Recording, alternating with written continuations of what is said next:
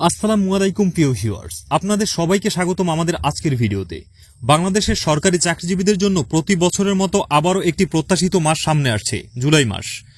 এই জুলাই মাসেই তাদের বেতনে যোগ হতে যাচ্ছে 5% সাধারণ ইনক্রিমেন্ট, যার ফলে তাদের বেতন স্কেল পরিবর্তিত হবে এবং তারা পরবর্তী ধাপে পদার্পণ করবেন।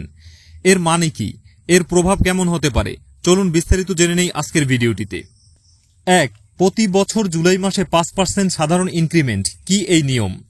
বাংলাদেশের সরকারি চাকরিজীবীদের জন্য একটি সুনির্দিষ্ট নিয়ম হল প্রতি বছর জুলাই মাসে তাদের মূল বেতনের উপর 5% সাধারণ ইনক্রিমেন্ট যোগ হয়। এটি বার্ষিক বেতন বৃদ্ধির একটি প্রক্রিয়া যা স্বয়ংক্রিয়ভাবে ঘটে থাকে। এই ইনক্রিমেন্টের ফলে তাদের বেতন স্কেল বৃদ্ধি পায়, অর্থাৎ তারা তাদের বর্তমান বেতন স্কেলের পরবর্তী ধাপে উন্নীত হন।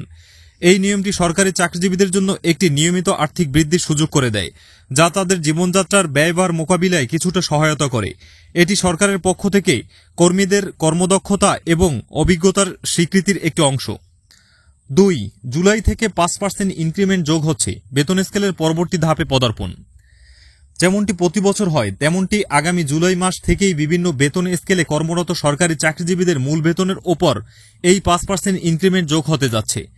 এর মানে হল, যাদের বেতন যত বেশি তাদের ইনক্রিমেন্টের পরিমাণও আনুপাতিক হারে তত বেশি হবে। এই ইনক্রিমেন্টের ফলে সরকারি চাকরিজীবীরা তাদের বর্তমান বেতন স্কেলের পরবর্তী ধাপে পদার্পণ করবেন। এটি শুধু বেতনের অঙ্কেই পরিবর্তন আনবে না, বরং এটি তাদের আর্থিক স্থিতিশীলতার একটি ইঙ্গিত ঘটে। এটি তাদের দীর্ঘদিনের সেবার স্বীকৃতি এবং জীবনযাত্রার মান উন্নয়নে সহায়ক হবে। 3. নতুন করে বাড়বে বাসা ভাড়া, ইনক্রিমেন্টের একটি সম্ভাব্য অর্থনৈতিক প্রভাব। যদি 5% ইনক্রিমেন্ট সরকারি চাকরিজীবীদের জন্য একটি ইতিবাচক খবর, তবে অনেক সময়ই দেখা যায় যে এই ধরনের বেতন বৃদ্ধির ঘোষণা বাজারে একটি পরোক্ষ প্রভাব ফেলে।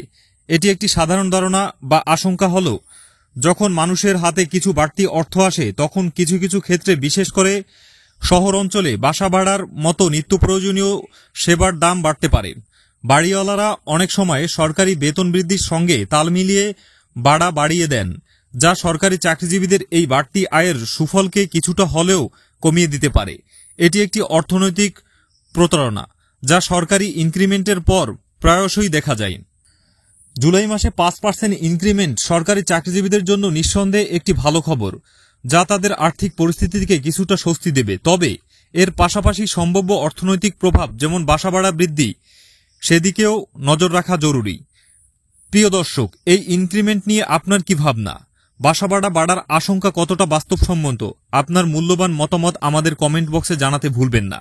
ভিডিওটি ভালো লাগলে লাইক করুন, শেয়ার করুন এবং আমাদের চ্যানেলটি সাবস্ক্রাইব করে আমাদের সাথেই থাকুন। ধন্যবাদ। আল্লাহ হাফেজ।